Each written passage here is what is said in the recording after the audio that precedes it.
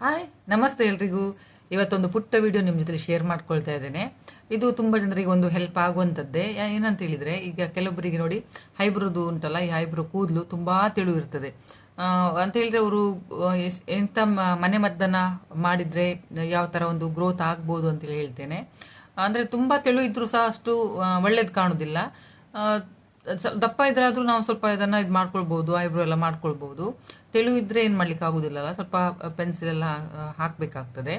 ಅದಕ್ಕೇನೆ ಒಂದು ಮನೆಯಲ್ಲಿ ಇರುವಂತ ಕೆಲವೊಂದು ಇಂಗ್ರೀಡಿಯೆಂಟ್ಸ್ ಅನ್ನು ನಾವು ಯೂಸ್ ಮಾಡಿಕೊಂಡು ಯಾವ ತರ ಐಬ್ರೋ ಕೂದಲನ್ನೆಲ್ಲ ಗ್ರೋತ್ ಮಾಡ್ಕೊಳ್ಬಹುದು ಅನ್ನೋದನ್ನ ತಿಳಿಸ್ತಾ ಇದ್ದೇನೆ. ವಿಡಿಯೋ ಫುಲ್ ನೋಡಿ, ಎಲ್ಲಿ ಸಹ ಸ್ಕಿಪ್ ಮಾಡಬೇಡಿ. ಹಾಗೆ ಯಾರಾದ್ರೂ ಹೊಸಬ್ರು ನನ್ನ ಚಾನಲ್ ನೋಡ್ತಾ ಇದ್ರೆ ಪ್ಲೀಸ್ ಸಬ್ಸ್ಕ್ರೈಬ್ ಮಾಡ್ಕೊಂಡು ವಿಡಿಯೋ ನೋಡಿ, ಹಾಗೆ ಲೈಕ್ ಮಾಡಿ ಮತ್ತೆ ಆದಷ್ಟು ಶೇರ್ ಮಾಡಿ. ಈ ಮನೆ ಮದ್ದು ಮಾಡಿದ್ರೆ ಖಂಡಿತವಾಗ್ಲೂ ತುಂಬಾ ಒಂದು ಹೆಲ್ಪ್ ಆಗ್ತದೆ ಐಬ್ರೋ ಕೂದಲು ಗ್ರೋತ್ ಆಗ್ಲಿಕ್ಕೆ. ಮತ್ತೆ ತುಂಬಾ ಬ್ಲ್ಯಾಕ್ ಆಗಿ ಸಹ ಬರ್ತದೆ. ಒಬ್ಬರಿಗೆ ಲೈಟ್ ಆಗಿರ್ತದಲ್ಲ, ಅದು ಸ್ವಲ್ಪ ಬ್ಲ್ಯಾಕ್ ಆಗ್ತದೆ. ಮತ್ತೆ ಹೇರ್ಸ್ ಸಹ ತುಂಬಾ ಒಂದು ಗ್ರೋತ್ ಆಗ್ತದೆ. ತುಂಬಾ ಒಂದು ಸಿಂಪಲ್ ಅಂತ ಹೇಳಿದ್ರೆ ನೋಡಿ, ಎಲ್ರಿಗೂ ಸಹ ಒಂದು ಆಸೆ ಇರ್ತದಲ್ವಾ, ಹುಬ್ಬು ಅದು ಅಂದ್ರೆ ಐಬ್ರೋ ಸ್ವಲ್ಪ ದಪ್ಪ ಆಗಿರ್ಬೇಕು ಅಂತೇಳಿ. ಹಾಗೇನೆ ಕೆಲ ಮದ್ದುಗಳು ಇದು ಸಹಾಯ ಮಾಡ್ತದೆ ಹೇಳಿ ನಂಬಿಕೆ ಸಹ ಇದೆ. ಅಂತಹ ಕೆಲವೊಂದು ಮದ್ದುಗಳು, ಅದರಲ್ಲಿ ನಾನು ಫಸ್ಟಿಗೆ ಯಾವಾಗಲೂ ಹೇಳ್ತೇನೆ ಹರಳೆಣ್ಣೆಯನ್ನ ನೀವು ರಾತ್ರಿ ಮಲ್ಕೊಳ್ಳುವಾಗ ಅಂದ್ರೆ ಫೇಸ್ ವಾಶ್ ಎಲ್ಲ ಮಾಡಿ ಮಲ್ಕೊಳ್ಳೋ ಟೈಮಲ್ಲಿ ಹರಳೆಣ್ಣೆ ಉಂಟಲ್ಲ, ಅದನ್ನ ಸ್ವಲ್ಪ ನೀವು ಐಬ್ರೋಗೆ ಹಚ್ತಾ ಬರಬೇಕು ಡೈಲಿ. ಹಾಗೆ ಸ್ವಲ್ಪ ನೀವು ಐಲ್ಯಾಶಸ್ಗೆ ಸ್ವಲ್ಪ ಹಚ್ಬಹುದು, ಆದ್ರೆ ಉರಿ ಬರ್ಬೋದು ಕೆಲವೊಬ್ಬರಿಗೆ, ಅದಕ್ಕೆ ಹಚ್ಲಿಕ್ಕೆ ಹೋಗ್ಬಿಡಿ. ಐಬ್ರೋಗೆ ಸ್ವಲ್ಪ ನೀವು ಅದನ್ನ ಹಚ್ತಾ ಬರೋದ್ರಿಂದ ಸಹ ಹೇರ್ ಗ್ರೋತ್ ಆಗ್ತದೆ ಇದ್ರದ್ದು ಐಬ್ರೋದು. ಮತ್ತೆ ಸ್ವಲ್ಪ ಬ್ಲ್ಯಾಕ್ಸ್ ಆಗ್ತದೆ. ಖಂಡಿತವಾಗ್ಲೂ ಇದನ್ನು ನೀವು ಟ್ರೈ ಮಾಡಿ ನೋಡ್ಬೋದು. ನೋಡಿ, ಎಷ್ಟೋ ಜನರು ನೀವು ನಿಮ್ಮ ಮನೆಯಲ್ಲಿ ಏನಾದ್ರು ಅಜ್ಜಿದಿರೆಲ್ಲ ಇದ್ರೆ ಅವ್ರ ಹತ್ರ ಸಹ ನೀವು ಬೇಕಾದ್ರೆ ಕೇಳಿ ನೋಡಿ, ಈ ಹರಳೆಣ್ಣೆ ಹಚ್ಚೋದ್ರಿಂದ ಈ ತರ ಎಲ್ಲ ಆಗ್ತದ ಅಂತೇಳಿ. ಹಾಗೇನೆ ಇನ್ನೊಂದು ಬಂದು ತೆಂಗಿನೆಣ್ಣೆ ಬಗ್ಗೆ ಸಹ ನಾನು ಯಾವಾಗ್ಲೂ ಹೇಳ್ತಾ ಇರ್ತೇನೆ. ತೆಂಗಿನೆಣ್ಣೆ ಸಹ ನೀವು ನಿಮ್ಮ ಮನೇಲಿ ಯಾವ್ದು ಯೂಸ್ ಮಾಡ್ತೀರಿ ಅದನ್ನ ಸಹ ನೀವು ಯೂಸ್ ಮಾಡಿ. ಇದು ಸಹ ಹಚ್ಚಿದ ನಂತರ ಸ್ವಲ್ಪ ನೀವು ಮಸಾಜ್ ಮಾಡ್ಕೊಳ್ಬೇಕು. ನೋಡಿ, ಒಂದು ಡ್ರಾಪ್ ನೀವು ತಗೊಂಡ್ರೆ ಸಾಕಾಗ್ತದೆ. ನೋಡಿ, ನಾನಿಲ್ಲಿ ಒಂದು ಡ್ರಾಪ್ ಅಷ್ಟು ತಗೊಳ್ತೇನೆ. ನೋಡಿ, ಇಷ್ಟು ತಗೊಂಡಿದ್ದೇನೆ. ಏನ್ ಮಾಡಿ ಹೇಳಿದ್ರೆ, ಸ್ವಲ್ಪ ನೀವು ಈ ತರ ಐಬ್ರೋಗೆ ಹಚ್ಕೊಳ್ಳಿ. ಐಬ್ರೋಗೆ ಹಚ್ಚಿ ಸ್ವಲ್ಪ ನೀವು ಅದನ್ನ ಮಸಾಜ್ ಮಾಡಬೇಕು. ರಾತ್ರಿ ಮಲ್ಕೊಳ್ಳುವಾಗ ಮಸಾಜ್ ಮಾಡ್ಕೊಳ್ಳಿ. ಆ ತರ ಮಸಾಜ್ ಮಾಡಿ ನೀವು ಮಲ್ಕೊಳ್ಳಿ. ಆಮೇಲೆ ನೀವು ಫ್ರೀ ಇರುವಾಗ ಸಹ, ಅಂದ್ರೆ ಡೇ ಟೈಮಲ್ಲಿ ಸಹ ನೀವು ಫ್ರೀ ಇರುವಾಗ ಸಹ ಸ್ವಲ್ಪ ಮಸಾಜ್ ಮಾಡ್ಕೊಳ್ಬಹುದು. ಹೀಗೆ ಮಾಡ್ತಾ ಬರೋದ್ರಿಂದ ತುಂಬಾ ಟೈಮ್ ಏನು ನೀವು ಅದನ್ನ ಮಸಾಜ್ ಮಾಡ್ಬೇಕಂತ ಏನಿಲ್ಲ, ಸ್ವಲ್ಪ ಹೊತ್ತು ಮಾಡಿದ್ರೆ ಸಾಕಾಗ್ತದೆ. ಒಂದು 5 ನಿಮಿಷ ಅಷ್ಟು ಮಾಡಿದ್ರೆ ಸಾಕು. ತುಂಬಾ ಫಾಸ್ಟ್ ಆಗಿ ಮಾಡಬೇಡಿ. ಅಂದ್ರೆ ಸ್ವಲ್ಪ ಏನಾದ್ರೂ ಕೂದಲು ಸ್ವಲ್ಪ ಸ್ಮೂತ್ ಹಾಗೆಲ್ಲ ಇದ್ರೆ ಬೇಗ ಉದುರು ಹೋಗ್ಬಹುದು. ಹಾಗಾಗಿ ಸ್ಲೋಲಿ ಆಗಿ ನೀವು ಒಂದು 2-3 ನಿಮಿಷ ಅಷ್ಟು ಮಾಡಿದ್ರೆ ಸಾಕಾಗ್ತದೆ. ಹಾಗೆ ಒಂದು ಅರ್ಧ ಗಂಟೆ ಬಿಟ್ಬಿಡಿ. ಅದರ ನಂತರ ನಿಮ್ಗೆ ಅಂದ್ರೆ ಆಯಿಲ್ ಹಚ್ಚಿ ನೀವು ಮಲ್ಕೊಳ್ಳೋದು ಬೇಡ ಅಂತೇಳಿ, ಒಬ್ಬರಿಗೆ ಪಿಂಪಲ್ ಮತ್ತೆ ಆಯಿಲ್ ಸ್ಕಿನ್ ಇದ್ದವರಿಗೆಲ್ಲ ಸ್ವಲ್ಪ ಇದಾಗ್ತದೆ. ಹಾಗೆ ಒಂದು ಅರ್ಧ ಗಂಟೆ ಬಿಟ್ಟು ನೀವು ಫೇಸ್ ವಾಶ್ ಮಾಡ್ಕೊಳ್ಳಿ. ನೀವು ಅಂದ್ರೆ ತೆಂಗಿನೆಣ್ಣೆ ಅಂತ ಹೇಳಿದ್ರೆ ಈ ಕೂದಲು ಒಂದು ಸಣ್ಣ ಸಣ್ಣ ಕೂದಲಿದ್ರೂ ಸಹ ಅದು ಗ್ರೋತ್ ಆಗ್ಲಿಕ್ಕೆ ಒಂದು ಹೆಲ್ಪ್ ಮಾಡ್ತದೆ ತೆಂಗಿನೆಣ್ಣೆ. ಅದರ ನಂತರ ಈರುಳ್ಳಿ ರಸ ಸಹ ನೀವು ಹಚ್ಬಹುದು. ಈರುಳ್ಳಿ ರಸ ನಾನು ಹೇಳಿದೆ ಅಲ್ಲ, ತಲೆ ಕೂದಲಿಗೆ ಹಚ್ಚಿದ್ರೆ ತುಂಬಾ ಗ್ರೋತ್ ಆಗ್ತದೆ ಅಂತೇಳಿ. ಅಂದ್ರೆ ಈಗ ಈರುಳ್ಳಿ ರಸ ಸ್ವಲ್ಪ ಘಾಟ್ ಇರೋದ್ರಿಂದ ಕೆಲವೊಬ್ಬರಿಗೆ ಆಗುದಿಲ್ಲ. ಅಂದ್ರೆ ಈರುಳ್ಳಿ ರಸ ಹಚ್ಚೋದ್ರಿಂದ ಸಹ ಇದು ಕೂದಲು ಸಹ ಒಂದು ಗ್ರೋತ್ ಆಗ್ತದೆ. ಇದಕ್ಕೆ ಸಹ ನೀರುಳ್ಳಿ ಒಂದು 1/4 ಭಾಗ ಇದ್ರೆ ಸಾಕಾಗ್ತದೆ. ಇದು ಸಹ ನೀವು ಗ್ರೇಟರ್ ಅಲ್ಲಿ ಇದ್ ಮಾಡಿ ಅದರ ನಂತರ ಹಿಂಡಿ ರಸ ತೆಗೀರಿ. ಅದನ್ನ ನೀವು ಹಚ್ಚಿ ಒಂದು 15-20 ನಿಮಿಷ ಅಷ್ಟು ಬಿಡ್ಬೇಕಾಗ್ತದೆ. ಒಂದು ವೇಳೆ ನಿಮಗೆ ತುಂಬಾ ಅಂದ್ರೆ ಆ ಘಾಟಿಗೆ ಕಣ್ಣೆಲ್ಲ ಉರಿತಾ ಉಂಟಂತ ಹೇಳಿದ್ರೆ ಸ್ವಲ್ಪ ಹೊತ್ತು ಬಿಡಿ, ಸಾಕಾಗ್ತದೆ.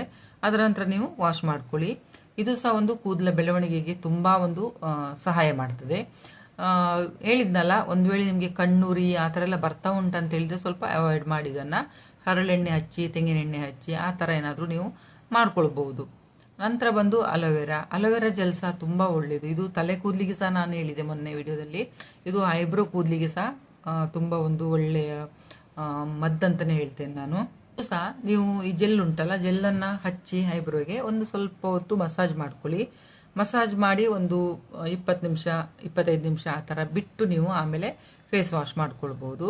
ಇದು ಸಹ ನೀವು ಆಹಾರದಲ್ಲಿ ನಿಮ್ಗೆ ಯಾವುದು ಅಂದ್ರೆ ಸೂಟ್ ಆಗ್ತದೆ ಅದನ್ನ ನೀವು ಮಾಡಿ. ಎಲ್ಲರಿಗೂ ಎಲ್ಲದು ಸಹ ಆಗುದಿಲ್ಲ, ಒಬ್ಬರು ಸ್ಕಿನ್ಗೆ ಒಂದೊಂದು ಇದಾಗ್ತದೆ. ಯಾವ್ದಾಗ್ತದೆ ನೋಡ್ಕೊಳ್ಳಿ, ಅದನ್ನೇ ನೀವು ಹಚ್ಚಿ ಮಸಾಜ್ ಮಾಡ್ಕೊಳ್ಳಿ, ಅರ್ಧ ಗಂಟೆ ಬಿಟ್ಟು ವಾಶ್ ಮಾಡ್ಕೊಳ್ಬಹುದು. ಇಲ್ಲ ನಿಮಗೆ ಓವರ್ ನೈಟ್ ಬಿಟ್ಟರೆ ಏನು ತೊಂದರೆ ಇಲ್ಲ ಅಂತ ಹೇಳಿದ್ರೆ ಓವರ್ ನೈಟ್ ಸಹ ನೀವು ಅದನ್ನ ಬಿಟ್ಟು ಮತ್ತೆ ಬೆಳಿಗ್ಗೆ ನೀವು ವಾಶ್ ಮಾಡ್ಕೊಳ್ಬಹುದು.